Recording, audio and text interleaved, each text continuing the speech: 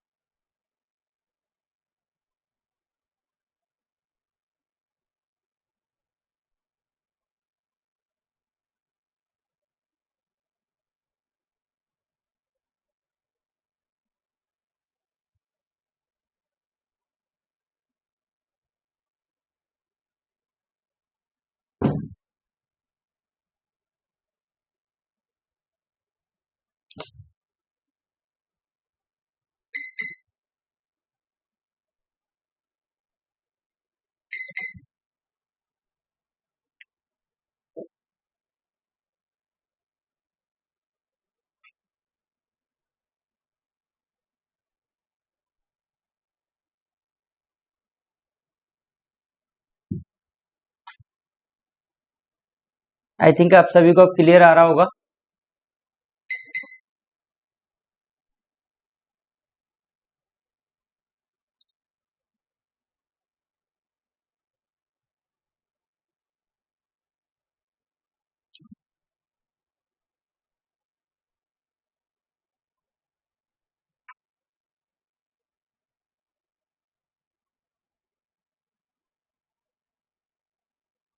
चलिए चलते हैं हम।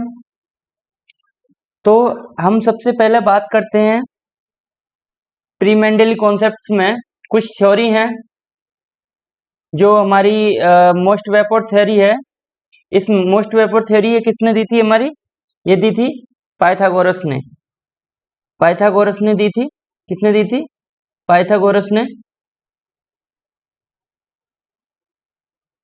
इस थ्योरी में बताया गया है कि जो बॉडी है मेल्स की, वो एक क्या है, वेपर डेवलप करती है, वेपर उत्पन्न करती है। जो मेल्स की बॉडी है वो वेपर डेवलप करती है, और जब मेल और फीमेल का सेक्सुअल फ्यूजन होता है, जब आपस में मिलते हैं, तो वो बॉडी पार्ट्स बनाते हैं एम्ब्रो के।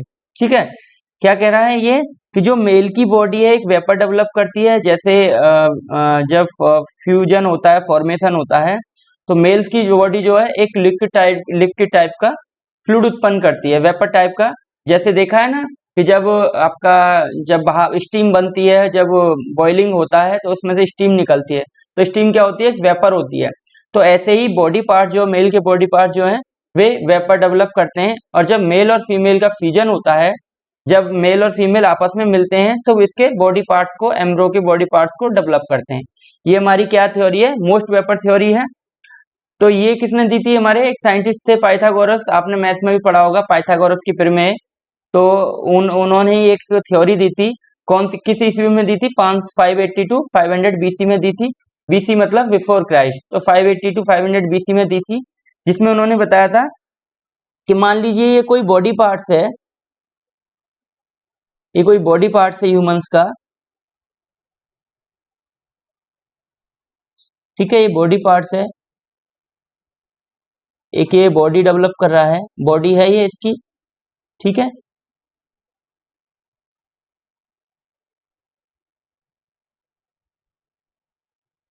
ये इसका हाथ हो गए, ये इसकी, और ये इसके पैर हो गए। अब ये कहना चाह रहे हैं कि जो भी इसमें क्या होता है, जब ये मेल और ये हमारा फीमेल मिलता है, ये क्या हमारा,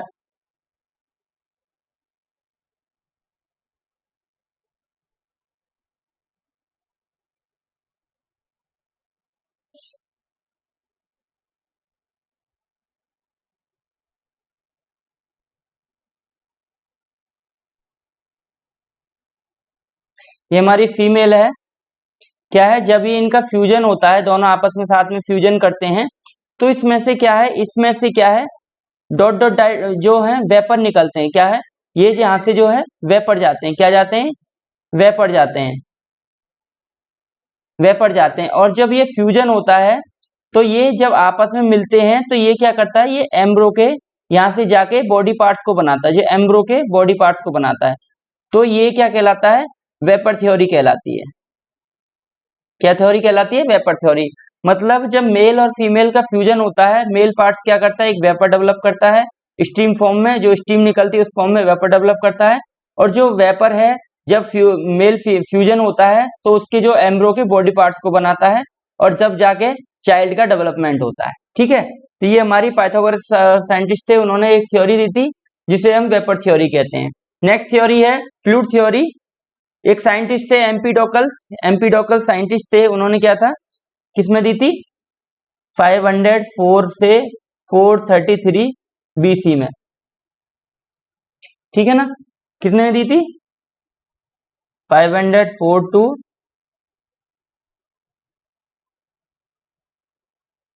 433 बीसी में, ठीक है ना। इस थ्योरी में क्या कहा गया है कि जो बॉडी से, जो बॉडी के पार्ट्स हैं वो एक फ्लूइड डेवलप करते हैं, क्या करते हैं, फ्लूइड डेवलप करते हैं। The pro founder of fourth humour theory, जो इन साइंटिस्ट, इन्होंने एक ह्यूमर थ्योरी भी दी थी, फोर ह्यूमर थ्योरी, एम्पीडोकल साहब थे, इन्होंने एक फोर ह्यूमर थ्योरी भी दी थी, जो जो उन्होंने बताया कि प्रत्येक बॉडी पार्ट जो है एक फ्लूइड डेवलप करता है। प्रत्येक बॉडी पार्ट्स क्या है, फ्लूइड डेवलप करता है। हाथ अपना एक फ्लूइड डेवलप करेगा, अपना पैर है वो अलग फ्लूइड डेवलप करेगा, हेड है वो अलग फ्लूइड डेवलप करेगा। मतलब प्रत्येक बॉडी पार्ट जो है वो अलग अलग फ्लूइड डेवलप करता है। और वो फ्लूइड क्या करता है, वो डिफरेंट बॉडी पार्ट से जाके, दोनों दोनों जो पेरेंट्स होते हैं उनके अलग अलग बॉडी पार्ट से फ्लूइड डेवलप होता है। और जब वो क्या करते हैं, जब दोनों मिलते हैं तो वे एम्ब्रो का डेवलपमेंट करते हैं। क्या करते हैं, एम्ब्रो का डेवलपमेंट करते हैं। और जो भी डिफेक्ट होता है पेरेंट्स में, जो भी मिक्सिंग के दौरान, फ्यूजन के दौरान, गैमेट फॉर्मेशन के दौरान जो भी आपस में डिफेक्ट होता है, वो क्या करता है, वो जो चाइल्ड डेवलपमेंट है उसमें डिफेक्ट क्रिएट करता है। तो एक थ्योरी है फ्लूइड थ्योरी। इस थ्योरी में बताया गया है कि एवरी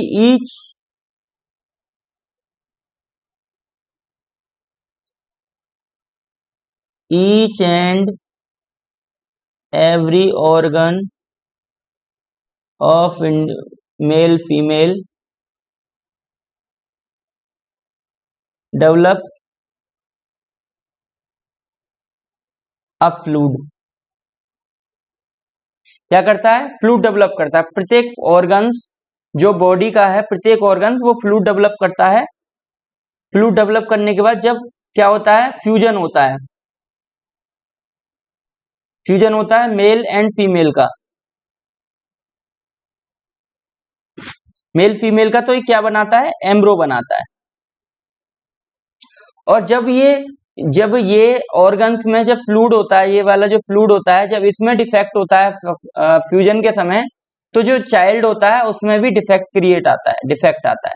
जो हमारा जो ह्यूमन डेवलप होता है, बच्चा डेवलप होता है, तो जब फ्लूइड में जो डिफेक्ट आएगा वो भी चाइल्ड में डिफेक्ट आएगा।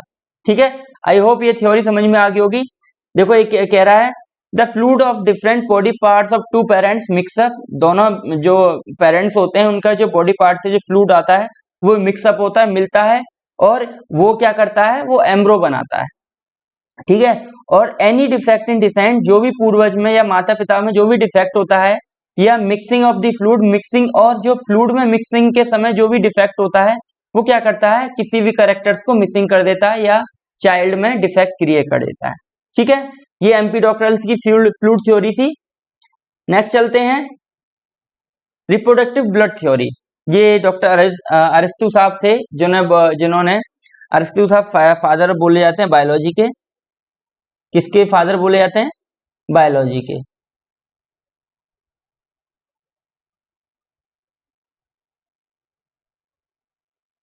फादर ऑफ बायोलॉजी के अरिस्तु साहब क्या है, बायोलॉजी के फादर बोले जाते हैं। ठीक है, तो इन्होंने एक थ्योरी दी थी, क्या थ्योरी दी थी, रिप्रोडक्टिव ब्लड थ्योरी। कौन सी थ्योरी, रिप्रोडक्टिव ब्लड थ्योरी। इसमें क्या कहा है इन्होंने, ही thought that the male produce high purified reproductive blood. उन्होंने कहा था कि जो चाइल्ड डेवलपमेंट का जो वर्क होता है उसमें मेल जो है एक प्योर ब्लड डेवलप करता है। क्या करता है, एक प्योर ब्लड डेवलप करता है। जो मेल है, मेल क्या करेगा, प्योर ब्लड डेवलप करेगा। ठीक है, और जो फीमेल क्या है, फीमेल क्या करेगी, इम्प्योर ब्लड डेवलप करेगी, इम्प्योर ब्लड डेवलप। तो उन्होंने कहा था कि जो करेक्टर्स आते हैं, जो ऑफ स्प्रिंग में करेक्टर्स आते हैं, ऑफ स्प्रिंग में, ऑफ स्प्रिंग मतलब चाइल्ड, संतान, ऑफ स्प्रिंग में जो करेक्टर्स आते हैं, करेक्टर्स किसके आते हैं, मोस्टली इनके अकॉर्डिंग मेल के करेक्टर्स आते हैं। तो जो बच्चा होता है, जो चाइल्ड होता है, वो हमेशा अपने फादर से मिलता है, ज्यादातर अपने फादर से सिमिलर होता है। तो उन्होंने क्या कहा था कि जो मेल है वो प्योर ब्लड डेवलप करता है, ठीक है ना, प्योर ब्लड डेवलप करता है, और जो फीमेल है वो इम्प्योर डेवलप ब्लड करती है। ठीक है ना, जैसे ही thought that male produce highly purified reproductive blood develop करता है, जो रखता है न्यूट्रिएंट, रखता है सभी बॉडी पार्ट्स के, क्या करता है, जितने भी बॉडी पार्ट्स हैं उनके जो है उनके न्यूट्रिएंट रखता है, जो रिप्रोडक्टिव ब्लड्स में जाते हैं, प्योरिफाइड रिप्रोडक्टिव ब्लड्स में जाते हैं। और जो फीमेल क्या करती है, female also produce reproductive blood but it this is impure. Female भी रिप्रोडक्टिव ब्लड डेवलप करती है, बट लेकिन वो इम्प्योर होता है, पूरी तरीके से प्योर नहीं होता, जितना मेल्स का होता है उतना प्योर नहीं होता है। The two reproductive bloods coagulate, जब दो रिप्रोडक्टिव ब्लड्स आपस में मिलते हैं, मतलब जब फ्यूजन होता है तो उनके जब ब्लड्स आपस में मिलते हैं, तो वो क्या करते हैं, फीमेल के पार्ट्स में एम्ब्रो को डेवलप करते हैं, फीमेल के फॉर्म में, फीमेल की फॉर्म में, मतलब फीमेल के अंदर एम्ब्रो को डेवलप करते हैं। ठीक है, और due to purity of reproductive blood, क्या कह रहा है, due to purity of reproductive blood की प्योरिटी के कारण the contribution of the characters by male is more than female, मतलब मेल्स का करेक्टर जो है वो ज्यादा आता है फीमेल के मुकाबले। तो इनकी ये थ्योरी थी कि जो मेल्स के जो करेक्टर्स हैं वो ज्यादा आते हैं और फीमेल्स के करेक्टर्स कम आते हैं। जैसे यहाँ पर मैंने बताया कि जो मेल है वो ज्यादा प्यूरिफाइड ब्लड डेवलप करता है, और जब फ्यूजन से, इन दोनों के फ्यूजन से, ब्लड के फ्यूजन से क्या डेवलप होता है, एम्ब्रो डेवलप होता है, एम्ब्रो डेवलप होता है। ठीक है, तो आई होप ये आपको ब्लड स्ट्रीम थ्योरी समझ में आ गई होगी। ये साइंटिस्ट थे अरिस्तु, कब दी थी इन्होंने, 384 से 322 ईस्वी में। ठीक है, ये इन्हें और क्या बोला जाता है, फादर ऑफ बायोलॉजी भी बोला जाता है, फादर ऑफ बायोलॉजी। ठीक है, नेक्स्ट चलते हैं, नेक्स्ट थ्योरी है प्रीफॉर्मेशन थ्योरी। इस थ्योरी में ये थ्योरी जो स्वेमरडम एंड बुनेट, जो बुनेट थे उन्होंने दी थी, स्वेमरडम एंड बुनेट। क्या होता है कि जो आपके नेट जीआरएफ में भी क्वेश्चन आ जाता है कि प्री फॉर्मेशन थ्योरी दी किसने दी, कब दी थी, इस थ्योरी को किसने डिस्प्रूव किया, इस थ्योरी की क्या मान्यताएं थी, इस तरीके के क्वेश्चन नेट जीआरएफ में आते हैं। तो उसी के बारे में हम चर्चा करेंगे कि जो प्री फॉर्मेशन थ्योरी है वो क्या है और किस किस साइंटिस्ट ने दी थी। तो इस थ्योरी में मैं बता देता हूँ कि सबसे पहले इस थ्योरी में बताया गया कि जो बॉडी होती है उसमें पहले से एक छोटा सा एनिमल, छोटा सा ह्यूमन जो है पहले से ही डेवलप होता है एग और स्पर्म में। मतलब एग में एक ह्यूमन होगा और सेम ह्यूमन वो स्पर्म में भी होगा। क्या होगा, जो एग होता है फीमेल्स का उसमें सेम ह्यूमन डेवलप होगा और जो मेल का स्पर्म है उसमें भी सेम ह्यूमन डेवलप होता है। ठीक है, उसमें क्या है, मिनिएचर बहुत ही छोटी इनविजिबल कॉपी होती है मिनिएचर ह्यूमंस की, जिसे होमनक्यूलस बोलते हैं। होमनक्यूलस क्या है, होमनक्यूलस का हिंदी मीनिंग होता है मिनिएचर या लिटिल ह्यूमन, लिटिल ह्यूमन। ये ग्रीक वर्ड है, कौन सा वर्ड है, ग्रीक। होमनक्यूलस क्या है, ग्रीक वर्ड है जिसका मतलब होता है लिटिल ह्यूमन। ठीक है, तो ये थ्योरी कहती है, this theory stated that a miniature human called homunculus was already present in egg और स्पर्म। ये थ्योरी कहती है कि एग और स्पर्म में एक छोटा सा मिनिएचर ह्यूमन की फोटोकॉपी उसमें उपस्थित होती है। Sperms were observed for the first time by Leeuwenhoek. Leeuwenhoek ने क्या किया, उन स्पर्म को 1672 में सबसे पहले देखा। Preformation theory was given by Swammerdam and advocated by, और इस थ्योरी को भी जो मेलपिगी ने भी माना।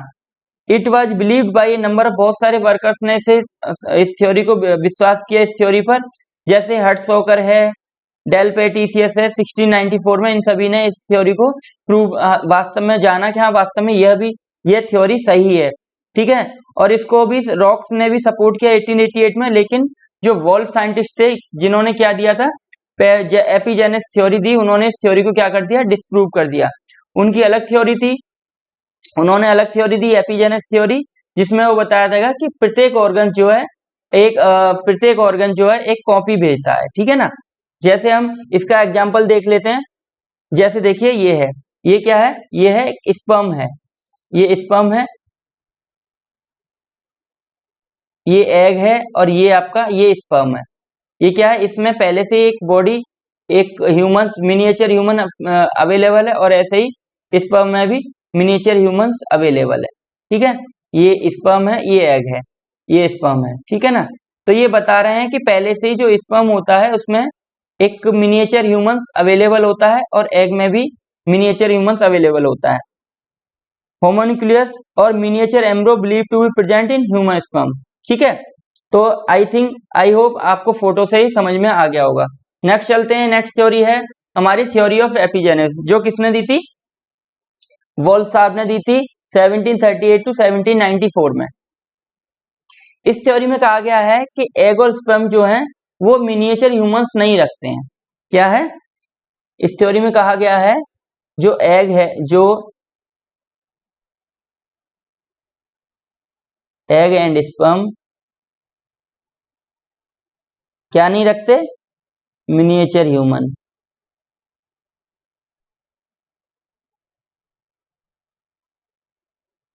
ठीक है, ये क्या नहीं रखते, ये मिनिएचर ह्यूमन नहीं रखते हैं। एग और स्पर्म अनडिफरेंट, ये क्या है, अविभाजित होते हैं, ये इनका विभाजन नहीं होता, ये अविभाजित होते हैं।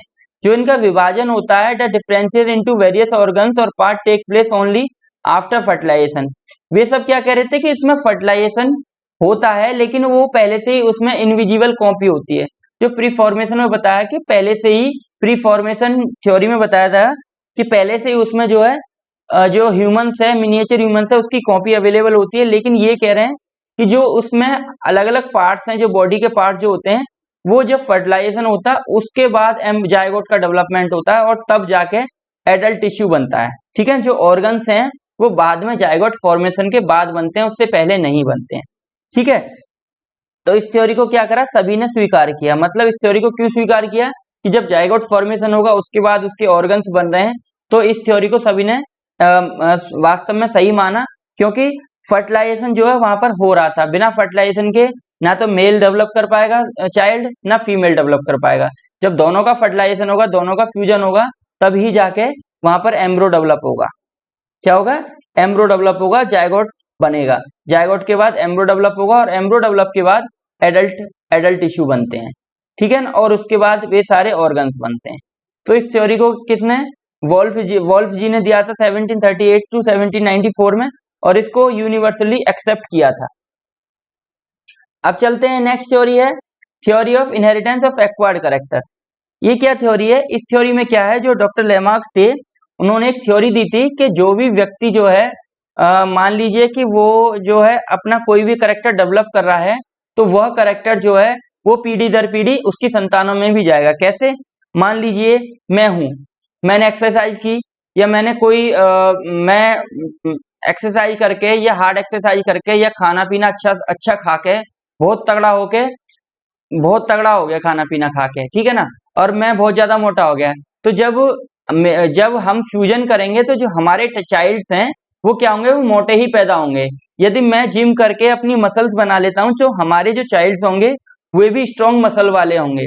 कैसे, this theory stated that a new character once acquired, जब कोई हमने नया कैरेक्टर हम डेवलप कर लेते हैं, तो वह पीढ़ी दर पीढ़ी जो है संतानों में जाता है।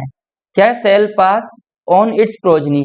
जब हम कोई नया कैरेक्टर, जैसे मैं हूं नॉर्मल, मैंने अपने अंदर कोई नया कैरेक्टर डेवलप कर लिया, चाहे वो मसल जिम करके मसल का डेवलप कर लिया, या पहलवान बन गया मैं, तो वो कैरेक्टर जो है पीढ़ी दर पीढ़ी मेरे हमारी संतानों में भी जाएगा। ये इनका कहना ये है। It means if a man develop a strong muscle, यदि कोई इंसान डेवलप स्ट्रॉन्ग मसल डेवलप कर देता है एक्सरसाइज से, तो उसके बच्चे भी क्या होंगे, स्ट्रॉन्ग होंगे। और यदि वो इंसान वीक रहता है तो उसके भी बच्चे वीक रहेंगे। तो इस थ्योरी का ये कहना है। And other hand, if a person become weak all the children would weak. जैसे उन्होंने एग्जाम्पल दिया था जिराफ का। जिराफ का क्या उन्होंने एग्जाम्पल दिया था कि जब जिराफ थे वो क्या थे, पहले छोटी गर्दन वाले थे। जिराफ क्या थे, वो पहले छोटी गर्दन वाले थे, लेकिन जैसे जैसे वनस्पतियां कम होती गई, पेड़ ऊंचे होते गए, तो उन्होंने अपनी गर्दन को जो है उन्होंने गर्दन को लंबा करना शुरू किया। मतलब पेड़ से जो पत्तियां तोड़ते थे वो गर्दनों को लंबी करके तोड़ते थे, पैरों पे, पिछले पैरों पे खड़े होके गर्दन लंबी करके तोड़ते थे। लेकिन धीरे धीरे क्या हुआ, जब वे उन्होंने इस तरीके से अपनी गर्दन डेवलप कर ली, तो जो उनके जिराफ के बच्चे हैं वो बाद में लंबी गर्दन वाले पैदा हुए। तो उनका ये कहना था, तो उन्होंने इस तरीके से इसको एग्जाम्पल दे के समझाया था कि जिराफ जो थे पहले कम छोटी गर्दन वाले थे, लेकिन बाद में जब फूल पत्तियां कम हो गई, पेड़ के पत्ते कम हो गए, तो उन्होंने गर्दन को लंबा करना शुरू किया और पत्तियां तोड़ना शुरू किया। धीरे धीरे क्या हुआ कि जो जिराफ की गर्दन है वो लंबी हो गई। इस थ्योरी को किसने डिस्प्रूव कर दिया, अगस्त वीजमैन ने। अगस्त वीजमैन साइंटिस्ट थे जिन्होंने जर्म फ्लाई थ्योरी दी। उन्होंने किस तरीके से डिस्प्रूव किया, उन्होंने क्या करा था कि 22 पीढ़ी तक चूहों की पूंछ काटते रहे। वो क्या करते रहे, ये चूहा है,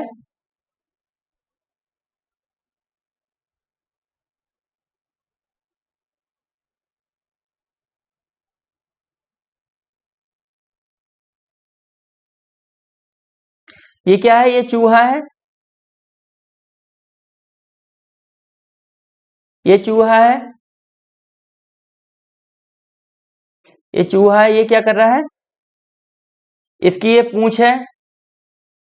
इसे क्या किया, वो उन्होंने वो कंटिन्यूअस कब तक काटते रहे, इसे कट करते रहे 22 जनरेशन तक। 22 जनरेशन तक उसे कट करते रहे, लेकिन 23वीं जनरेशन तक भी कोई भी जो चूहा है बिना पूंछ वाला पैदा नहीं हुआ। तो उन्होंने क्या कहा कि ऐसा नहीं है, जो अगर ऐसा होता तो मैं 22 जनरेशन तक जो चूहों की पूंछ काटी है, तो उसमें भी जो चूहा है बिना पूंछ वाला डेवलप होता है, लेकिन ऐसा नहीं है। तो उन्होंने इस थ्योरी को डिस्प्रूव कर दिया। नेक्स्ट थ्योरी आती है थ्योरी ऑफ पेंजिन्स। ये थ्योरी क्या बताती है, ये थ्योरी हमें बताती है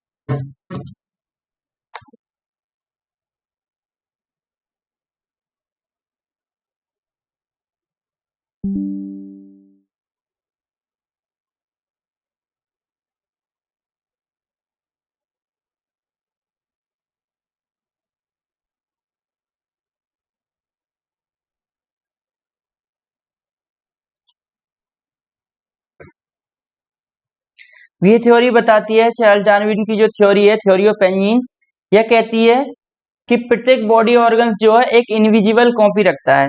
क्या रखता है? प्रत्येक बॉडी ऑर्गन्स एक इनविजिबल कॉपी रखता है। क्या करता है? एवरी बॉडी ऑर्गन क्या रखता है? Invisible organ copy. क्या रखता है? इनविजिबल ऑर्गन कॉपी रखता है, ठीक है ना, जिसे हम जेम्यूल बोलते हैं। जिसे क्या बोलते हैं? जिसे क्या बोलते हैं?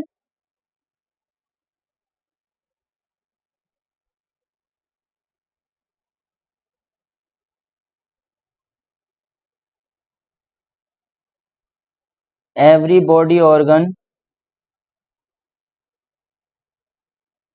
Contain a copy called gemmule. क्या बोलते हैं? जेम्यूल बोलते हैं। प्रत्येक बॉडी जो ऑर्गन्स है, ह्यूमंस की जो बॉडी है, वो उसका प्रत्येक ऑर्गन जो है एक कॉपी रखता है, इनविजिबल कॉपी, जिसे हम जेम्यूल बोलते हैं, ठीक है। Are transported by blood stream, और ब्लड स्ट्रीम के द्वारा जो है वो सेक्स ऑर्गन्स में जाती है। किस में जाती है? स्पर्म में। ऑर्गन सेक्स ऑर्गन्स में जाती है। ये थ्योरी जो है दी थी, जो ये थ्योरी बहुत सारे साइंटिस्टों ने डिस्प्रूव कर दी, लेकिन इस थ्योरी में जो अगस्ती जो साइंटिस्ट थे डार्विन, उन्होंने बताया था कि प्रत्येक जो बॉडी ऑर्गन्स हैं वो एक इनविजिबल कॉपी रखते हैं, बहुत छोटी, जिसे जो दिखाई नहीं देती है, और उसे उन्होंने जेम्यूल्स बोला, और ये ब्लड स्ट्रीम के द्वारा सेक्स ऑर्गन में जाती है। The gemmules are assembled in gametes, और ये जेम्यूल जो है गैमेट्स में असेंबल्स होते हैं। क्या होता है? जो फ्यूजन होता है तो उसमें क्या होता है, जब एक्स एक्स एक्स वाई के जब फ्यूजन होता है तो उसमें से एक्स एक जाता है तो उसे गैमेट बोलते हैं, इधर से एक्स जाता है वो गैमेट कहलाता है, ऐसे ही दूसरा एक्स आता है वो भी गैमेट कहलाता है, तो इसे हम क्या बोलते हैं? गैमेट बोलते हैं। तो जब वो क्या होते हैं, वो जो सारे ऑर्गन्स की इंडिविजुअल कॉपी है जिसे जेम्यूल्स बोलते हैं, वे क्या है? वे गैमेट्स में असेंबल होती है। इन्होंने क्या नया टर्म दिया? गैमेट्स। गैमेट्स में क्या, वो जाके मिल जाती है, सारे गैमेट्स में सारी एक इकट्ठा हो जाती है गैमेट्स में। और जब फर्टिलाइजेशन होता है तो ये जेम्यूल्स जो है डिफरेंट पार्ट्स के बॉडी ऑर्गन्स जो है वो रेस्पेक्टिव ऑर्गन्स बनाते हैं। जब ये फर्टिलाइजेशन होता है, फ्यूजन होता है, तो जो जो डिफरेंट जो ऑर्गन्स के जेम्यूल्स हैं वो डिफरेंट बॉडी पार्ट्स में चले जाते हैं और वो सारे बॉडी पार्ट्स बनाते हैं। तो ये उनकी थ्योरी थी। इसे मैं एग्जांपल से समझाता हूं। मान लीजिए ये क्या है हमारा?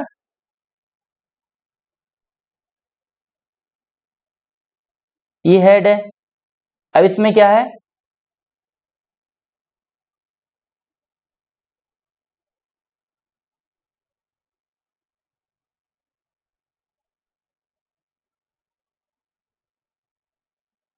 ठीक है, ये हेड है, ठीक है। अब क्या है? ये आई है, इसकी इनविजिबल कॉपी होगी। ये लिप्स हैं, इनकी इनविजिबल कॉपी होगी।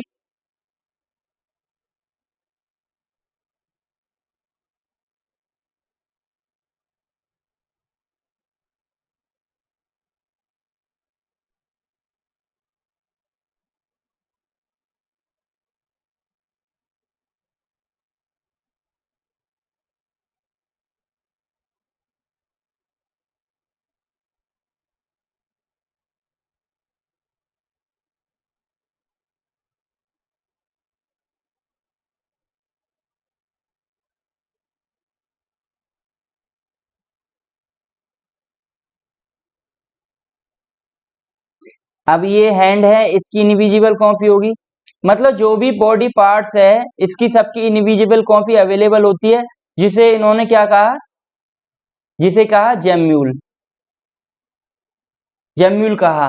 तो ये जब ब्लड स्ट्रीम से जाते हैं, जब ब्लड स्ट्रीम के थ्रू जाते हैं, किसके ब्लड स्ट्रीम के थ्रू जाते हैं, तो क्या बनाते हैं, ब्लड स्ट्रीम के थ्रू जाते हैं, तो ये सारे जो हैं, ये सारे ऑर्गन्स जो भी इंफॉर्मेशन है वो गैमेट में इकट्ठी हो जाती है, यहाँ हो जाती है, असेंबल हो जाती है, असेंबल हो जाती है। और जब फर्टिलाइजेशन होता है, फर्टिलाइजेशन का मतलब है कि जब मेल फीमेल का फ्यूजन होता है, मेल फीमेल का फ्यूजन का मतलब है जब सेक्सुअल रिप्रोडक्शन होता है, सेक्सुअल रिप्रोडक्शन होता है, तो जो गैमेट्स में जो भी इंफॉर्मेशन आई है, जो गैमेट्स में जो भी इनविजिबल कॉपी आई है ऑर्गन्स की, वे क्या कर रही है, वो डिफरेंट डिफरेंट न्यू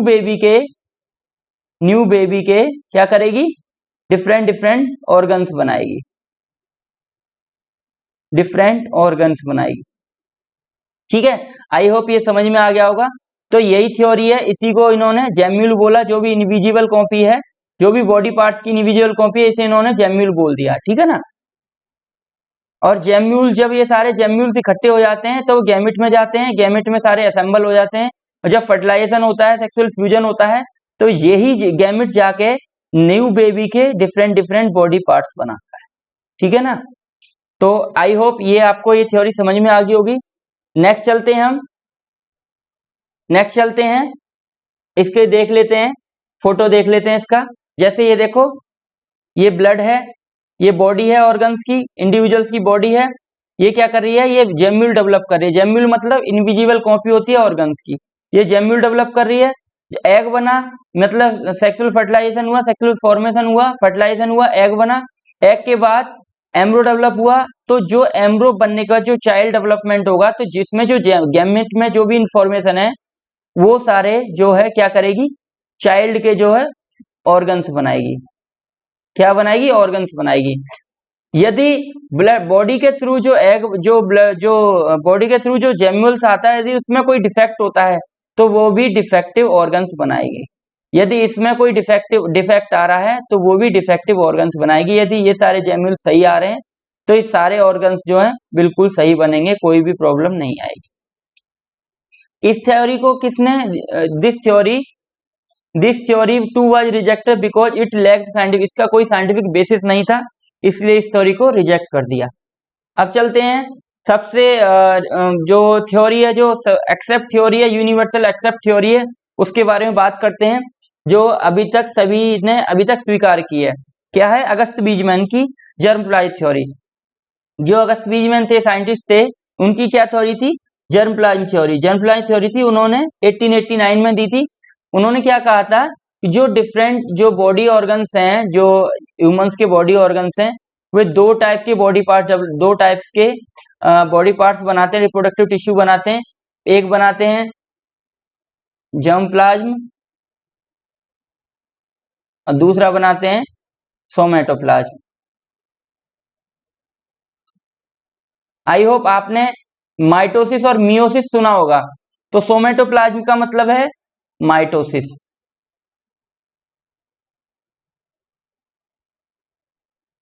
और ये क्या है, मियोसिस।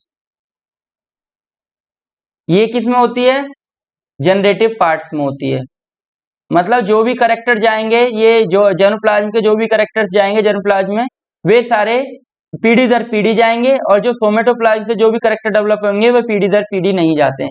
मतलब जो सोमेटोप्लाज्म है वो बॉडी के बाहरी पार्ट्स बनाता है, और जो जर्मप्लाज्म है वो बॉडी के जो जो जो करेक्टर ट्रांसफर होते हैं पीढ़ी दर पीढ़ी, वो पार्ट्स बनाता है। ठीक है, तो ये मियोसिस कहलाती है, ये माइटोसिस कहलाती है। आई होप आप लोगों को समझ में आ गया होगा। तो जर्मप्लाज्म क्या है, वे हेरिडिटेबल करेक्टर जो पीढ़ी दर पीढ़ी ट्रांसफर होते हैं, या जिन्हें हम जीन्स बोलते हैं, वे जर्मप्लाज्म कहलाते हैं। और जो वे करेक्टर जो बॉडी पार्ट्स के बाहरी बॉडी पार्ट्स बनाते हैं, वे हमारे सोमेटोप्लाज्म कहलाते हैं। सोमेटोप्लाज्म के क्या है, सोमेटो मतलब सोमेटिक, मतलब सोमेटिक का मतलब है बॉडी पार्ट्स। सोमेटिक मतलब बॉडी पार्ट्स, सोमेटिक का मतलब है सोमेटिक सेल, मतलब बाहरी सेल जो बॉडी को बना रही है। और जर्म, जर्म का मतलब है जर्म सेल, जो जेनेटिक टिश्यूओं को बना रही है। ठीक है ना। तो इन्होंने क्या, दो तरह के टिश्यू होते हैं, एक रिप्रोडक्टिव टिश्यू होते हैं और सेल जो प्रोड्यूस करती है, गैमेट बनाती है, और दूसरे टिश्यू होते हैं अदर बॉडी टिश्यू जो कि सेक्सुअल रिप्रोडक्शन में हेल्प नहीं करते हैं, जो सेक्सुअल रिप्रोडक्शन से रिलेटेड नहीं होते हैं। Transmission of character from one generation to other generation takes place only through germplasm. जो करेक्टर्स का ट्रांसमिशन होता है वो जर्मप्लाज्म के थ्रू होता है, किसी और के द्वारा नहीं होता है, केवल जर्मप्लाज्म के थ्रू होता है। एनी चेंज इन जर्मप्लाज्म, यदि जर्मप्लाज्म में कोई भी चेंज होता है वो चेंज करता है नेक्स्ट जनरेशन को। यदि जर्मप्लाज्म में कोई भी डिफेक्टिव जर्मप्लाज्म आता है तो वो बॉडी पार्ट्स को चेंज कर देता है। यदि मान लीजिए किसी की देखा होगा कि 6 उंगली होती है, तो वो 6 उंगली क्या है, वो डिफेक्टिव टिश्यू आता है 6 उंगली का जर्मप्लाज्म के थ्रू और वे 6 उंगली डेवलप कर देता है। तो इस थ्योरी को क्या है, सभी ने एक्सेप्ट किया है और ब्रॉड सेंस में सभी इसी थ्योरी को मानते हैं। ठीक है, तो नेक्स्ट बात करते हैं पोस्ट मेंडेलियन कॉन्सेप्ट के बारे में। I hope pre Mendelian concept आपको समझ में आ गया होगा। प्री मेंडेलियन कॉन्सेप्ट में 6 थ्योरी थी। कौन कौन सी थ्योरी थी? फ्लूइड थ्योरी थी, मोस्ट वेपर थ्योरी थी, ब्लड स्ट्रीम थ्योरी थी, प्री फॉर्मेशन थ्योरी थी, एपिजेनेसिस थ्योरी थी, acquired character of inheritance theory थी, पेंजिनेसिस थ्योरी थी और जर्मप्लाज्म थ्योरी थी। ठीक है, अगस्त बीजमैन की जर्मप्लाज्म थ्योरी। तो जो आपकी जो डिफरेंट थ्योरीज हैं, इनसे एक क्वेश्चन आ जाता है, 1 से 2 क्वेश्चन आते हैं जेनेटिक्स में, जो भी आप नेट जेआरएफ का एग्जाम दे के आते हैं। Normally most theory, vapour theory और ब्लड स्ट्रीम थ्योरी को तो कोई नहीं पूछता है, क्योंकि बहुत कॉन्सेप्ट किसी का क्लियर नहीं है। क्लियर का मतलब है ये प्रूव नहीं है, तो इसलिए इसको कोई नहीं पूछता है। लेकिन आपकी पेंजिनेसिस थ्योरी, एपिजेनेसिस थ्योरी या आपकी acquired character of inheritance theory, ये सारी थ्योरी आ जाती हैं। एक इसमें जो डार्विन जी की थ्योरी थी, इसमें ऑरिजिन ऑफ स्पेसीज और इन्होंने बोला था ऑरिजिन ऑफ स्पेसीज। इन्होंने क्या कहा था, ऑरिजिन ऑफ स्पेसीज का मतलब है कि यदि कोई इन्वायरमेंट उनके लिए सूटेबल नहीं होता है, कोई स्पेसीज है, मान लीजिए कोई स्पेसीज है, क्या है ये, कोई स्पेसीज है, ठीक है ना, ये कोई स्पेसीज है, इसको क्या मिला, इसे किस में रहने की आदत है, नॉर्मल इन्वायरमेंट। किसमें, नॉर्मल इन्वायरमेंट में आदत है रहने की। अब क्या हुआ, ये इन्वायरमेंट क्या है, अचानक हार्श हो गया, मतलब कि ये इन्वायरमेंट जो अचानक बदल गया।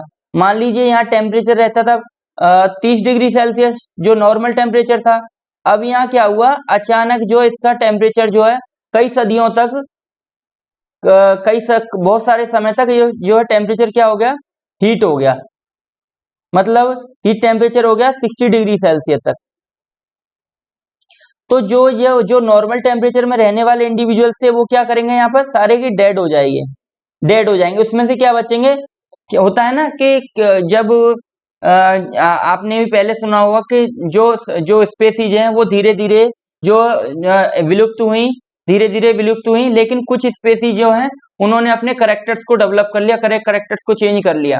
ठीक है, तो यहाँ पर जो स्पेसीज में जो भी कुछ ऑर्गेनिज्म बचे, मान लीजिए यहाँ पर 10,000 थे, अब यहाँ पर 60 डिग्री सेल्सियस के बाद क्या बचा, मान लीजिए 10 इंडिविजुअल्स बचे। इन्होंने क्या करा, इस क्लाइमेट को 60 डिग्री सेल्सियस को अडॉप्ट कर लिया, ये यहाँ पर सरवाइव कर गए।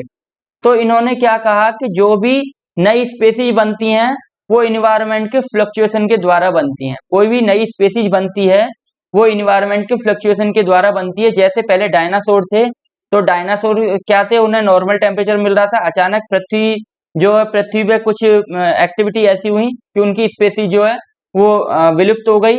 उसके बाद जो है कुछ छिपकलियां थी बड़े उसमें, वो भी धीरे धीरे विलुप्त हो गई, और आज क्या है, छोटी स्पेसीज की छिपकलियां रह गई हैं। तो वो क्या है कि उनके लिए वो उस समय का जो इन्वायरमेंट था वो सूटेबल नहीं था, इसलिए वो स्पेसीज विलुप्त हो गई, और जो नई स्पेसीज बनी वो आज के इन्वायरमेंट के थ्रू डेवलप हुई। तो इसी को बोलते हैं ऑरिजिन ऑफ स्पेसीज। इसको क्या बोलते हैं, ऑरिजिन ऑफ स्पेसीज। मतलब कोई भी स्पेसीज डेवलप होती है तो वो अडेप्टेशन के द्वारा होती है। मतलब जो भी नया इन्वायरमेंट चेंज हुआ है उसको अडेप्ट करने के बाद होगी। पुरानी जो स्पेसीज है पूरी तरीके से डिस्ट्रॉय हो जाएगी और जो नई स्पेसीज बनेगी उसमें से ही कुछ एडेप्टेशन के द्वारा नई स्पेसीज बनेगी। इसी को बोलते हैं हम ऑरिजिन ऑफ स्पेसीज। इनकी बुक्स भी है, डॉक्टर डार्विन की बुक्स भी है ऑरिजिन ऑफ स्पेसीज। ठीक है, तो ये प्री मेंडेलियन कॉन्सेप्ट आपको समझ में आ गए होंगे। जैसे आपकी एपिजेनेसिस थ्योरी किसने दी? वॉल्फ ने। पेंजीनेसिस थ्योरी किसने दी? डार्विन ने। और एक्वायर्ड करेक्ट और इनहेरिटेंस थ्योरी किसने दी? एग्जांपल भी आता है जिराफ का एग्जांपल, वो एक्वायर्ड करेक्ट और इनहेरिटेंस में आता है, ये लेमार्क ने दी, जिसे लेमार्किज्म भी बोलते हैं। फिर आता है आपका जर्म प्लाई थ्योरी, अगस्त बीजमैन ने दी।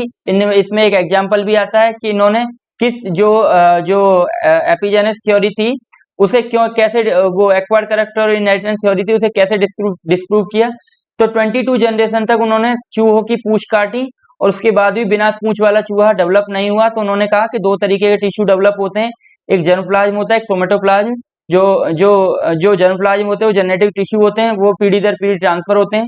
जो सोमेटोप्लाज्म होते हैं वो बॉडी टिश्यू होते हैं, वे पीढ़ी दर पीढ़ी ट्रांसफर नहीं होते हैं। तो इस तरीके से अभी जो थ्योरी एक्सेप्टेड है वो अगस्त बीजमैन वाली जर्मप्लाज्म थ्योरी एक्सेप्टेड है, बाकी सारी थ्योरी डिस्प्रूव है। नेक्स्ट चलते हैं पोस्ट मेंडेलियन कॉन्सेप्ट के बारे में। क्योंकि प्री मेंडेलियन कॉन्सेप्ट में तो वो सारी थ्योरीज आ गई थी, लेकिन मेंडल साहब ने जो रिसर्च करी उसके बाद भी कुछ थ्योरी डेवलप हुई। क्योंकि मेंडल साहब की जो रिसर्च थी वो प्रॉपर सिद्ध नहीं हो पाई थी, उसमें भी कुछ थ्योरियां जो हैं उसमें भी 100% श्योरिटी न होने की वजह से जब रिसर्चर्स ने अपना वर्क किया तो उसमें 100% जो उन्हें रिजल्ट जो है उसके मेंडल साहब के रिजल्ट से भी थोड़ा सा विपरीत मिले। कुछ उनके सिमिलर थे लेकिन कुछ रिजल्ट जो उनसे विपरीत मिले। तो उसके बाद कुछ थ्योरी डेवलप हुई, जो थ्योरी यहाँ पर हम आपको पढ़ाएंगे, जिसमें पार्शियल डोमिनेंस या इनकम्प्लीट डोमिनेंस थ्योरी थी, को डोमिनेंस थ्योरी थी। पार्शियल में क्या था कि जो करेक्टर जो डेवलप हो रहा है उसके बीच का करेक्टर्स आता है F1 में। जो डोमिनेंस में क्या आता है कि जो डोमिनेंट करेक्टर होता है वो आता है, लेकिन इनकम्प्लीट डोमिनेंस में क्या आता है कि दोनों के बीच का करेक्टर आता है, मेल फीमेल दोनों के बीच का करेक्टर आता है और वो इन्फीरियर होता है। और कोडोमिनेंस में क्या है कि दोनों के करेक्टर एक साथ आते हैं। और ओवर डोमिनेंस में क्या है कि जब दोनों के करेक्टर एक साथ आते हैं तो वो उसकी जो एफिशिएंसी है उसको बढ़ा देते हैं, इसे ओवर डोमिनेंस बोलते हैं। ठीक है, कुछ लेथल जीन भी होते हैं जो एक साथ आते हैं, तो जो वो जीन जिसमें होमोजाइगस कंडीशन में आएगा उसकी डेथ कर देगा उस इंडिविजुअल्स की। कुछ आपके कुछ और भी करेक्टर्स होते हैं, लिंकेज है, फिर जीन इंटरेक्शन है, ये सारी कंसेप्ट हैं पोस्ट मेंडल कंसेप्ट, ये आगे पढ़ेंगे। क्या है पोस्ट मेंडल कंसेप्ट के बारे में? The basic principle of heredity were initially discover Mendel साहब ने जो डिस्कवर किया था हेरिडिटी का, वो डी वरिज कोरेंस और सरमैक ने 1900 ईस्वी में इसे दोबारा खोज किया, क्योंकि उन्होंने जो रिसर्च की थी उनको कोई किसी ने मान्यता नहीं दी थी, तो उन्होंने दोबारा खोज करी। बाद में उन प्रिंसिपल को क्लैरिफाई किया गया कुछ और साइंटिस्ट के द्वारा, और कुछ नए कंसेप्ट डेवलप हुए। कुछ जो नए कंसेप्ट हैं उन्हें मेंडेलियन डेविएशन बोलते हैं। क्या है? क्योंकि वो मेंडल साहब के जो कॉन्सेप्ट थे उनसे थोड़ा अलग निकल के आते हैं। चलते हैं इनकम्प्लीट डोमिनेंस। इनकम्प्लीट डोमिनेंस क्या है? इनकम्प्लीट डोमिनेंस में क्या है कि जब हम इनकम्प्लीट डोमिनेंस में जब हम दो पेरेंट्स का क्रॉस कराएंगे तो जो पेरेंट्स में जो करेक्टर्स हैं, पेरेंट्स में मान लीजिए कोई भी करेक्टर्स है तो दोनों करेक्टर सुपीरियर हैं, लेकिन जब आपस में क्रॉस कराया और जो F1 डेवलप हुआ तो वो क्या है, दोनों के बीच का करेक्टर डेवलप हुआ। कैसे? जैसे देखिए ये रेड फ्लावर है, क्या है ये रेड फ्लावर है। रेड फ्लावर क्या है? कैपिटल आर जीन बना रहा है, और जो व्हाइट फ्लावर है स्मॉल आर बना रहा है। रेड कलर डोमिनेंट है तो क्या F1 में क्या आना चाहिए? रेड आना चाहिए, लेकिन यहाँ क्या आ रहा है? पिंक आ रहा है। मतलब जो कलर डोमिनेंट था वो ना आके, और जो फीमेल का रिसेसिव था वो ना आके, इसके दोनों के बीच का करेक्टर आया, तो ये क्या कहलाता है? Incomplete dominance. इनकम्प्लीट डोमिनेंस का मतलब है कि पूरी तरीके से जो भी डोमिनेंट करेक्टर है वो सो ना दिखाई ना देके दोनों पेरेंट्स के बीच का करेक्टर दिखाई देना इंफीरियर कंडीशन में, इसे बोलते हैं इनकम्प्लीट डोमिनेंस। जैसे Mendel always observe complete dominance of one allele over the other for all 7। Mendel साहब क्या थे? उन्होंने सभी जो है करेक्टर्स पे डोमिनेंट और रिसेसिव करेक्टर ही ऑब्जर्व किए, उन्होंने कोई भी करेक्टर जो है इनकम्प्लीट करेक्टर ऑब्जर्व नहीं किया। जैसे यहाँ पर एग्जांपल है एक cross between red and white flower. जब हम रेड और व्हाइट के क्रॉस करते हैं तो वहां पर पिंक फ्लावर आता है। पिंक फ्लावर क्या है? वो इनकम्प्लीट डोमिनेंट करेक्टर है। ठीक है, ये एग्जाम्पल है पिंक कलर का 4 o'clock प्लांट्स है। मिराबिलस जलापा जितना बॉटनिकल नेम है वो प्लांट्स है। इसमें क्या है? इनकम्प्लीट डोमिनेंस पाई जाती है। नेक्स्ट है codominance. I think incomplete dominance आपको समझ में आ गई होगी। ठीक है, इसमें इनकम्प्लीट डोमिनेंस में क्या होता है कि दोनों पेरेंट्स के करेक्टर ऑब्जर्व ना होके दोनों पेरेंट्स के बीच का करेक्टर वहां पर डेवलप होता है, वो भी इंफीरियर कंडीशन में, ना कि सुपीरियर कंडीशन में। ठीक है, अब कोडोमिनेंस का मतलब है कि जब हमने दो जीन का क्रॉस कराया, दो एलील का क्रॉस कराया, तो दोनों एलील जो है एक साथ आ जाते हैं। दोनों एलील क्या होते हैं? एक साथ आते हैं। इसमें एग्जांपल ले लेते हैं हम एबीओ ब्लड ग्रुप, ह्यूमंस का ब्लड ग्रुप है, वो परफेक्ट एग्जांपल है। जैसे both alleles express their phenotype, जो फिनोटाइप्स है वो दोनों एलील्स अपनी शो करते हैं हेटेरोजाइगस कंडीशन में। वहां क्या था? डोमिनेंस में क्या था? डोमिनेंस में क्या था? जैसे हमने क्रॉस करा था कैपिटल आर का क्रॉस करा था स्मॉल आर, ये क्या था? रेड, और ये क्या था? व्हाइट। अब इनकम्प्लीट डोमिनेंस में क्या आएगा? अगर बात करते हैं इनकम्प्लीट डोमिनेंस में आएगा कैपिटल आर स्मॉल आर, ये क्या बना रहा है? आपका पिंक फ्लावर।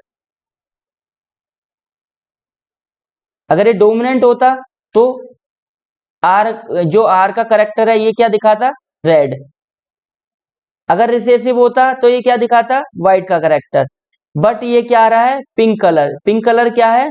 दोनों के बीच का कलर है, रेड और व्हाइट के बीच का कलर है। अगर बात करते हैं ओवर डोमिनेंस की,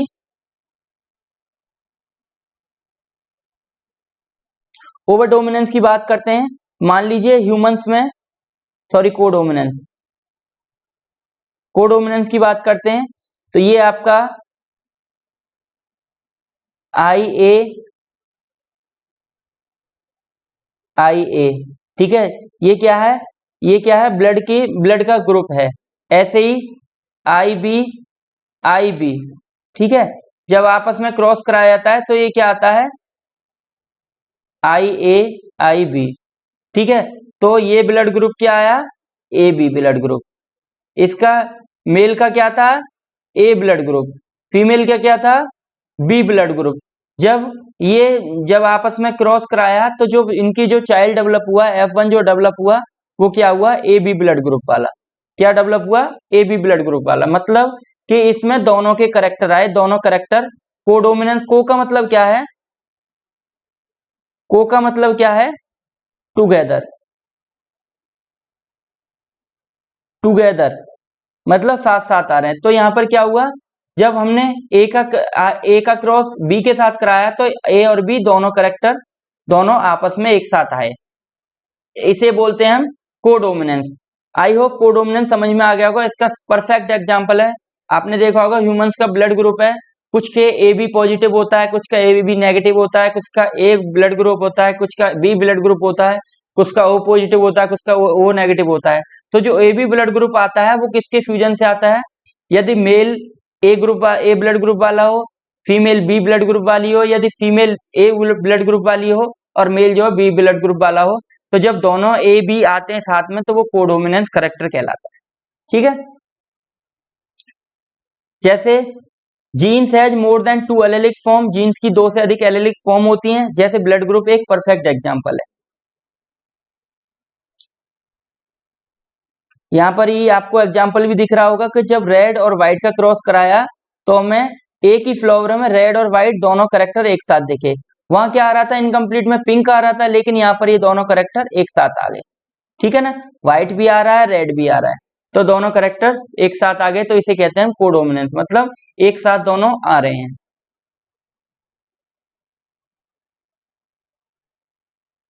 एक और है इसमें concept, over dominance. Over dominance का एक कॉन्सेप्ट और है, कॉन्सेप्ट है ओवर डोमिनेंस।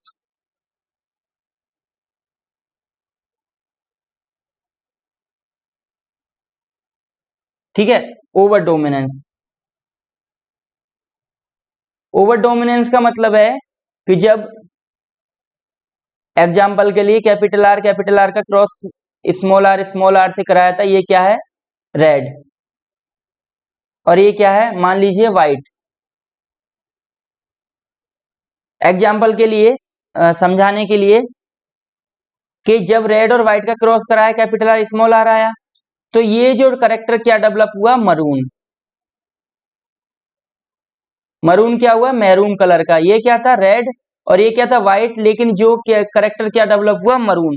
मतलब कि जो करेक्टर ओवर हो गया, मतलब कि इसके साथ में और इसके साथ आने से जो करेक्टर्स है उसकी एफिशिएंसी बढ़ गई, उसकी प्रभावता है वो ज्यादा हो गई, तो इसे बोलते हैं ओवर डोमिनेंस। ओवर डोमिनेंस का परफेक्ट एग्जांपल देख लेते हैं।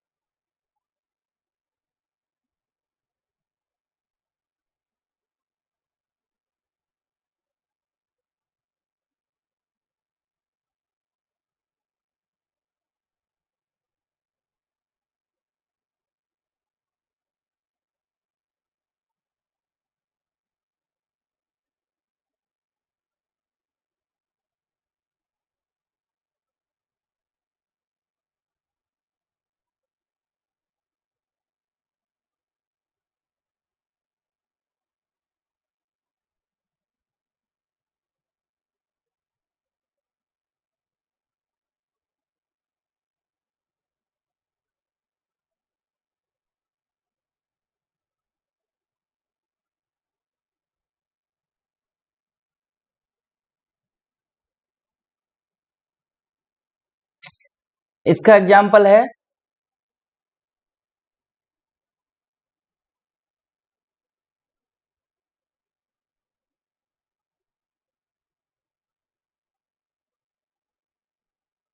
एक एक रैबिट में कलर होता है, ब्लड कलर होता है, वो इसका जो है ओवर डोमिनेंस का परफेक्ट एग्जाम्पल है।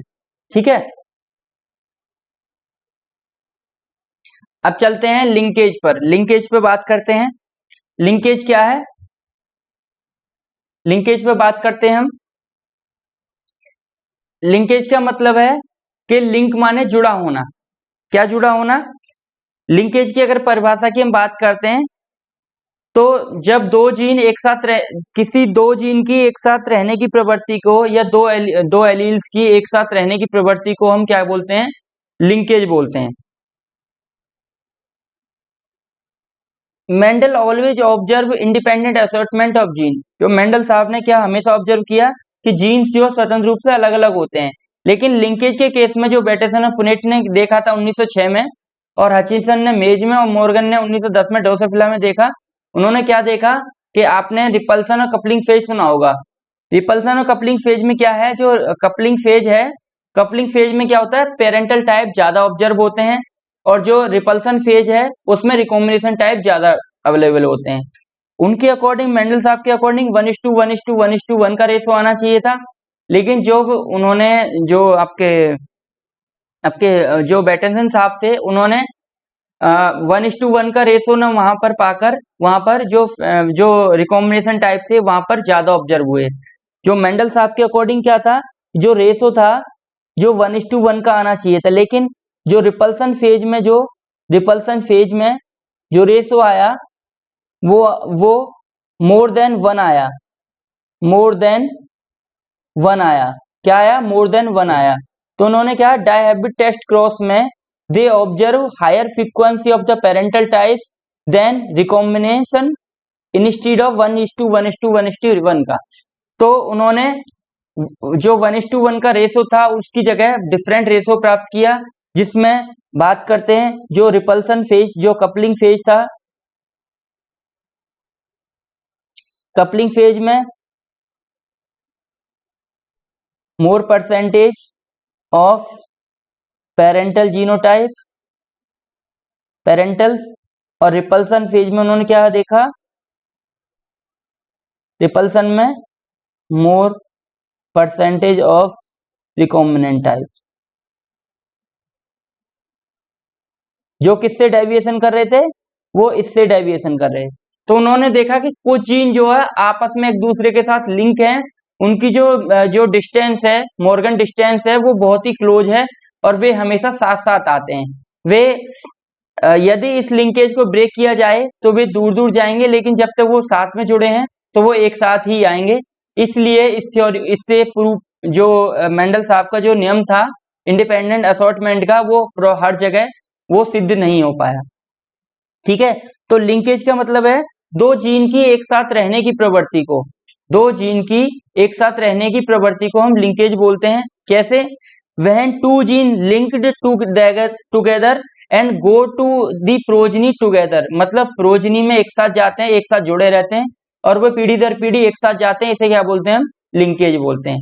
दो जीनों की एक साथ रहने की प्रवृत्ति को हम लिंकेज बोलते हैं। तो ये इन्होंने बहुत सारे साइंटिस्टों ने किसमें देखा, बैटेसन और पुनेट ने 1906 में रिपल्सिन और कपलिंग फेज दिया, पी में, मटर में ही, उन्होंने उसमें देखा। हचिंसन ने मेज में देखा और मॉर्गन साहब ने ड्रोसोफिला में देखा। मॉर्गन साहब ने किसमें देखा? ड्रोसोफिला में। तो इन्होंने डायबिट जो 9:3:3:1 का रेशो था, उसके उस जो रेशो था उससे जो अलग फ्रीक्वेंसी उन्होंने ऑब्जर्व की।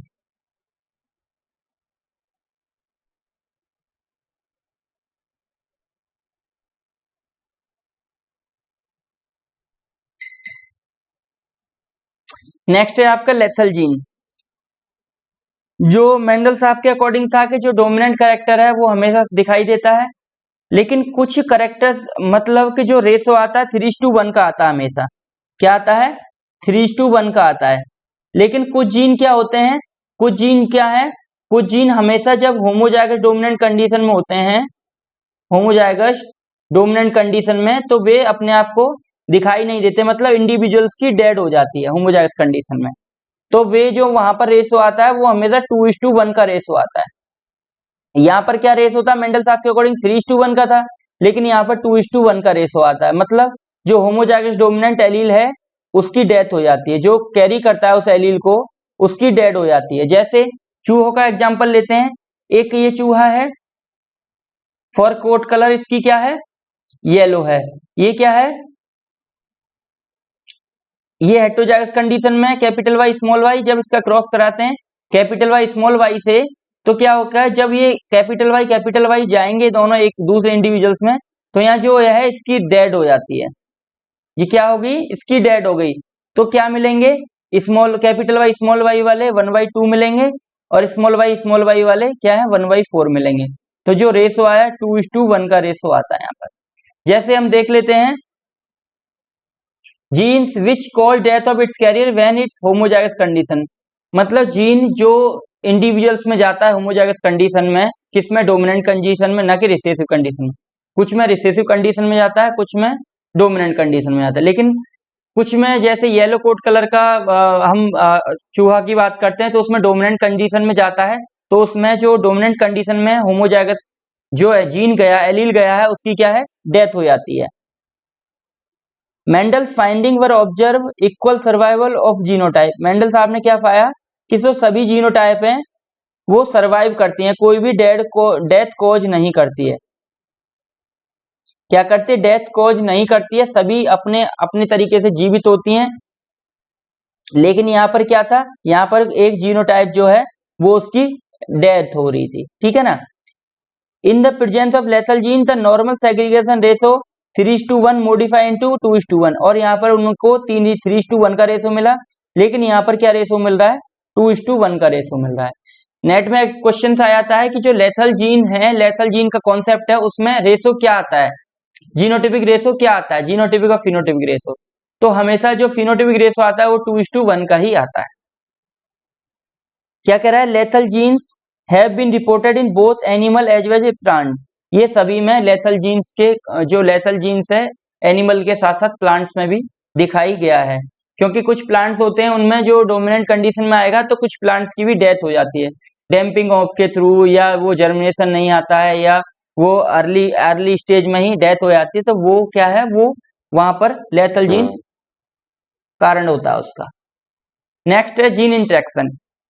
बहुत सारे जीन कॉन्सेप्ट हैं मेंडल साहब का, जो मेंडल साहब का क्या था, सिंगल जो टू ट्रेड्स के लिए क्रॉस जो था, जो डाई हाइब्रिड क्रॉस का था, जो मेंडल साहब का जो रेशो था डाई हाइब्रिड का, वो क्या था, 9:3:3:1 का था, ठीक है ना। और जो जीन इंट्रैक्शन है, एपिस्टेटिस जीन इंट्रैक्शन, एपिस्टेटिस क्या होता है, एपिस्टेटिस का मतलब है जो जीन अपने आप को एक्सप्रेस करता है वो एपिस्टेटिस जीन कहलाता है। मतलब जो the show off the gene, the show off the character of the gene in the individuals is called epistatis, and the masking effect by that gene, the masking effect of that gene is called epistatis। मतलब कि जो jeans है, ये jeans है, एपिस्टेटिस मतलब क्या है कि डिफरेंट टाइप्स के जो रेशो हैं किसी इंडिविजुअल्स में वो दिखाई देते हैं, उसे हम एपिस्टेटिस बोलते हैं। और इसकी एक और परिभाषा है कि जो जीन अपना करेक्टर शो करता है वो एपिस्टेटिस कहलाता है। जो जीन अपना करेक्टर शो करता है, मतलब कि जो जीन अपने आप को एक्सप्रेस करता है, अपने आप को दर्शाता है, वो जीन क्या कहलाता है, एपिस्टेटिक, एपिस्टेटिक। और इसी इंट्रैक्शन को क्या बोलते हैं, एपिस्टेटिस। डिफरेंट टाइप के रेशो हैं। और हाइपोस्टेटिस क्या बोलते हैं, द इफेक्ट द मास्क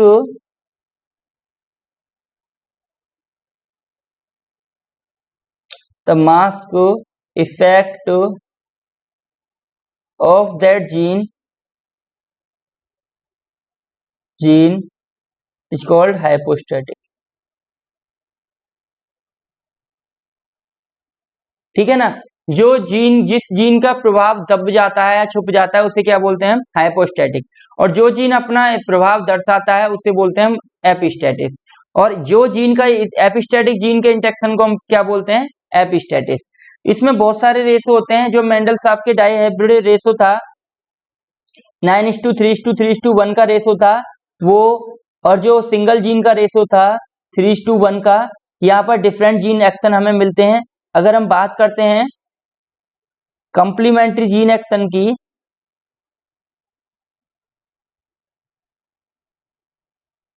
की, तो यहां पर हमें क्या रेशो मिलता है,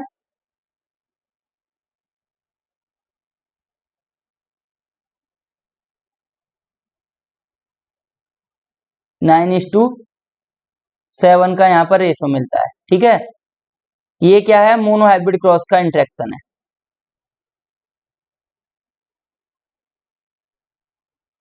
दूसरा है इनविट्री जीन एक्शन।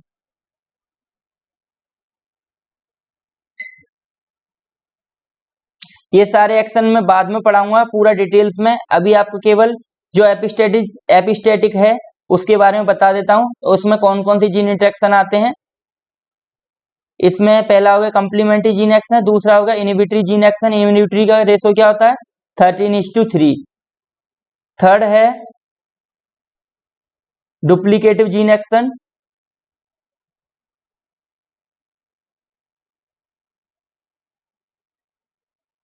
इसका रेशो आता है 15:1 का। फोर्थ है सप्लीमेंट्री,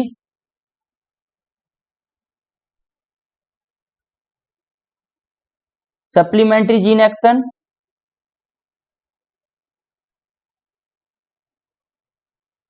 इसका आता है 9:3:4।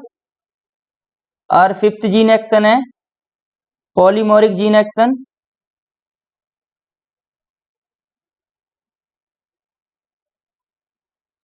पॉलीमॉर्फिज्म, इसका आता है 9:6:1। मास्किंग जीन एक्शन, मास्किंग का आता है 12:3:1। एडिटिव जीन एक्शन, इसका आता है 1:4:6:4:1। इस तरीके से ये जो है मेंडल साहब के जो डोमिनेंट जो इंडिपेंडेंट असर्टमेंट का जो लॉ था उससे ये डाइवर्जन करते हैं सारे, ठीक है। उससे ये जीन्स जो हैं सारे डाइवर्जन करते हैं। कोई भी जो है 3:1 का या 9:3:3:1 का रेशो कोई नहीं देता है, ठीक है ना। तो ये जो है सिंगल जीन के लिए था। अब बात करते हैं हम, नेक्स्ट चलते हैं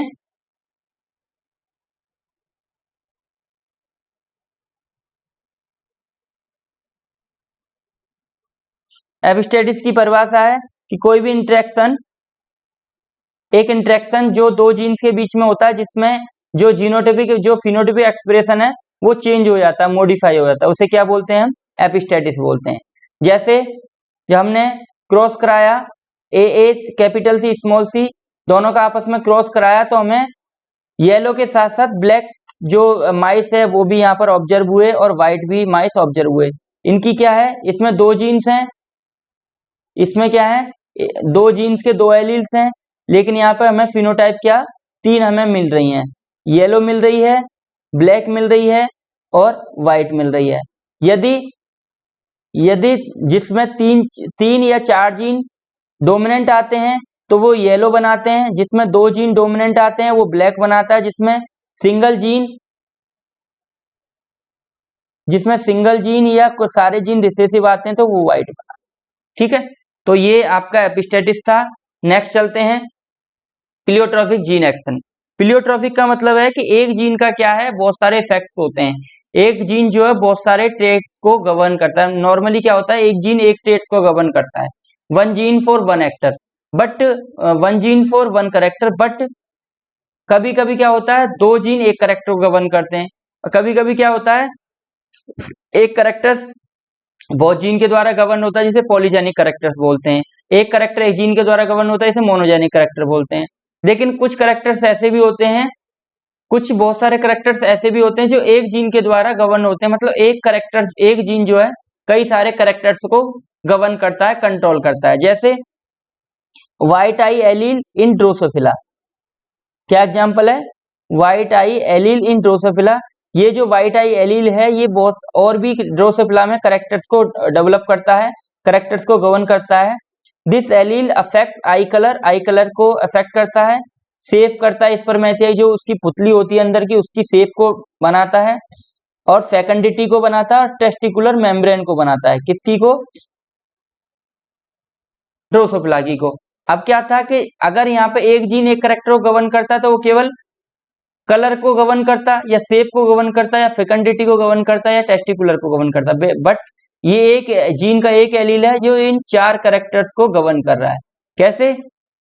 ये एक सिंगल जीन है, ये सारे तीन ट्रेट्स को जो कंट्रोल कर रहा है, तो इसे बोलते हैं प्लियोट्रॉफिक जीन एक्शन। डेफिनेशन यहां पर भी लिखी हुई है, मैं और लिख दे रहा हूं।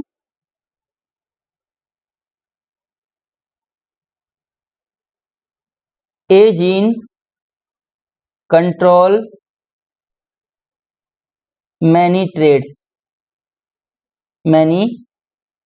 ट्रेड्स मतलब एक जीन क्या है बहुत सारे ट्रेड्स को कंट्रोल कर रहा है, इसे क्या बोलते हैं हम? प्लियोट्रॉफिक जीन बोलते हैं। क्या बोलते हैं? प्लियोट्रॉफिक जीन। ठीक है। तो जिस करेक्टर्स गवर्न के और जीन के बेस पे तीन तरह के करेक्टर्स होते हैं, चार तरह के।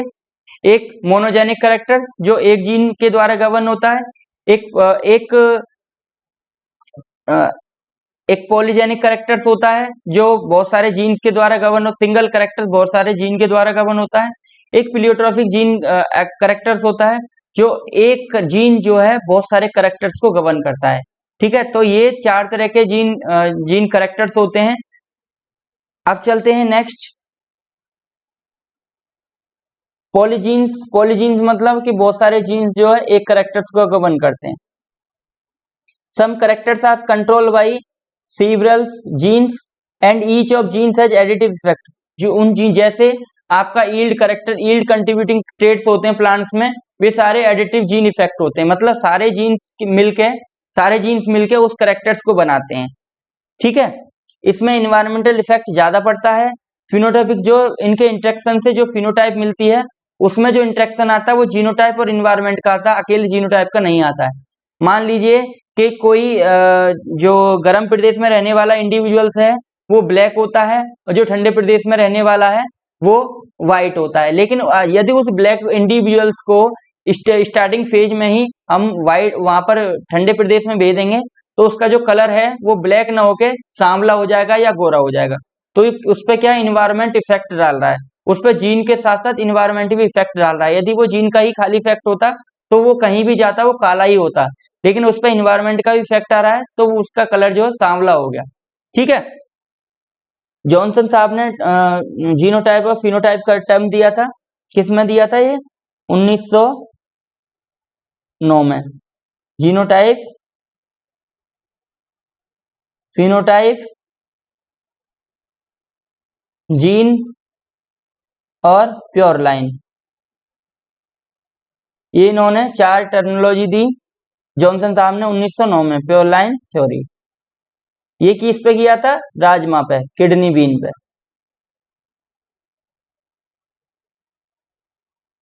ठीक है, तो ये आपका पॉलीजेनिक कैरेक्टर्स हो गए। जैसे जैसे ये डिफरेंट रेस, डिफरेंट कलर्स हैं ह्यूमंस के, ये वाइट है, वेरी लाइट हो गया, ये फिर वाइट हो गया, मीडियम वाइट, ये मीडियम हो गया थोड़ा डार्क में, ये काफी डार्क हो गया। तो ये क्या है? तीन जीन जो हैं इनको, ये तीन जीन जो हैं इनके डिफरेंट डिफरेंट एलील्स हैं। ये क्या है? एडिटिव इफेक्ट के साथ साथ यदि उसमें एक जीन का जो सारे जो रिसेसिव एलील्स आ गए तो व्हाइट कलर डेवलप करेगा, एक डोमिनेंट या दो डोमिनेंट आ गया तो हल्का व्हाइट से थोड़ा सा डार्क करेगा, फिर दो जीन डोमिनेंट आ गए तो फिर वो थोड़ा सा और डार्क करेगा। इस तरीके से कंटिन्यूस डार्क करते जाएंगे जितने ज्यादा डोमिनेंट एलील्स उसमें अवेलेबल होंगे जीन के। ठीक है, नेक्स्ट है मैटरनल इफेक्ट। जनरली मेंडल साहब ने क्या देखा कि यदि वो किसी भी तरीके से क्रॉस कराएं, पहले मेल को ले लें,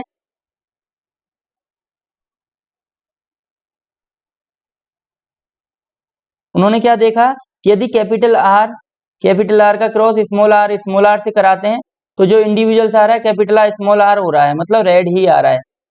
और यदि हम इसको क्या मान लेते हैं? फीमेल मान लेते हैं, इसको मान लेते हैं मेल।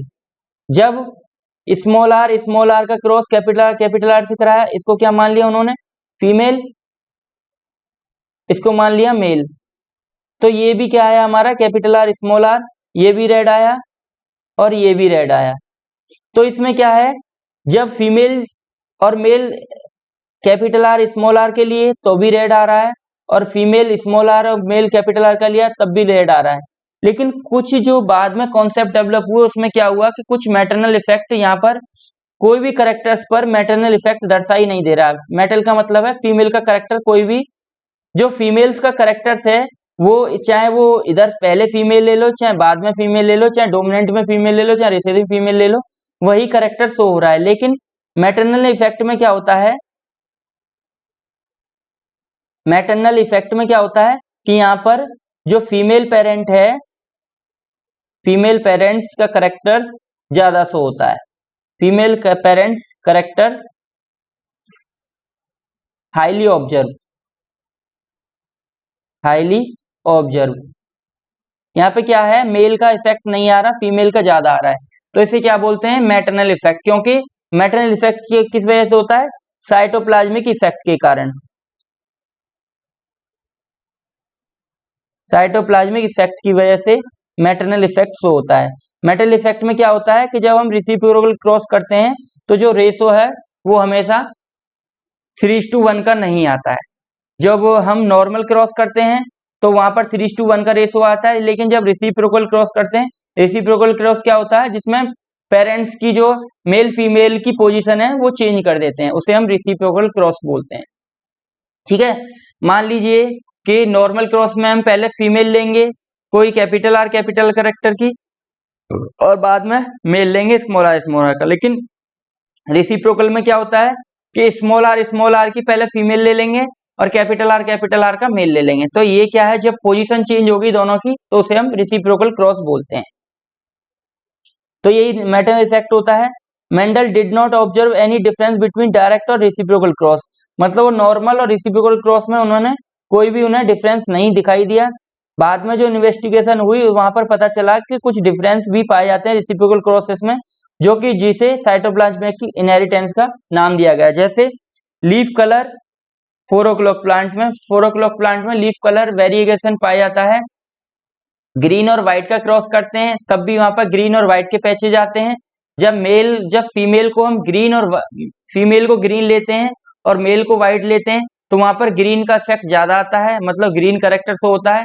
यदि हम फीमेल को व्हाइट लेते हैं और मेल को ग्रीन लेते हैं तो वहां पर व्हाइट आता है, व्हाइट करेक्टर शो होता है। लेकिन इसमें डोमिनेंट करेक्टर ग्रीन है, लेकिन तब भी वहां पर व्हाइट शो हो रहा है, तो इसे क्या बोलते हैं हम, वहां पर फीमेल का इफेक्ट ज्यादा आ रहा है। जैसे एग्जाम्पल देख लीजिए, ये क्या है, ये फीमेल है नॉन पिगमेंटेड, ठीक है ना, और ये मेल है पिगमेंटेड। जब इसका क्रॉस कराया तो 1:1 का रेशो आया, पिगमेंटेड और नॉन पिगमेंटेड। जब इसको क्रॉस को हमने चेंज कर दिया, इसको हमने क्या ले लिया, फीमेल को नॉन पिगमेंटेड ले लिया, और फीमेल को भी, जो मेल है इसको क्या ले लिया हमने, नॉन पिगमेंटेड। तब भी क्रॉस हमारा 1 पिगमेंटेड और दोनों जो है पिगमेंटेड लिया है, तो फीमेल का जो है ज्यादा, फीमेल का हमेशा इफेक्ट आता है, तो इसे बोलते हैं मैटरनल इफेक्ट। तो आज के लिए हमने प्री और पोस्ट मेंडली कॉन्सेप्ट आपके क्लियर कर दिए। यदि आपको कुछ भी समझ में नहीं आया है तो आप द्वारा हमें कमेंट में मैसेज करके पूछ सकते हैं। हम आपकी जो भी प्रॉब्लम आई है समझने में, समझाने में, वो आपको दूर करेंगे और द्वारा उसे हम सही तरीके से समझाएंगे। मैंने आज आपके प्री और पोस्ट मेंडेलियन कॉन्सेप्ट कंप्लीट कर दिए हैं इनहेरिटेंस के। आप सभी को जो भी क्वेश्चंस नेट जेआरएफ में आते हैं वो भी मैंने बता दिए हैं, और किस किस तरीके क्वेश्चंस आते हैं और क्या क्या उनके जो कुछ थ्योरी हैं किस किस साइंटिस्ट ने दी, कौन कौन सी थ्योरी उन्होंने डिस्प्रूव की, ये भी मैंने आपको बता दिया है। कौन से पोस्ट मेंडेलियन कॉन्सेप्ट हैं, क्या क्या उनके जो मेंडेलियन रेशो हैं, मेंडेलियन डाइवर्जन रेशो हैं, वो भी बता दिए। क्योंकि ज्यादातर मेंडेलियन डाइवर्जन रेशो पूछे जाते हैं। कैसे, जो मान लीजिए इनकम्प्लीट है, इनकम्प्लीट में जो 3:1 का रेशो की जगह क्या इनकम्प्लीट रेशो में आता है, 1:2:1 का आता है। कोडोमिनेंस में क्या आता है, ओवर डोमिनेंस में क्या आता है, लिंकेज में क्या आता है, ये सारी जो है मैंने आपको कॉन्सेप्ट क्लियर कर दिए हैं। कल हम मिलते हैं नेक्स्ट नई क्लास के साथ साथ। आज के लिए आप सभी का धन्यवाद। जय हिंद, गुड नाइट।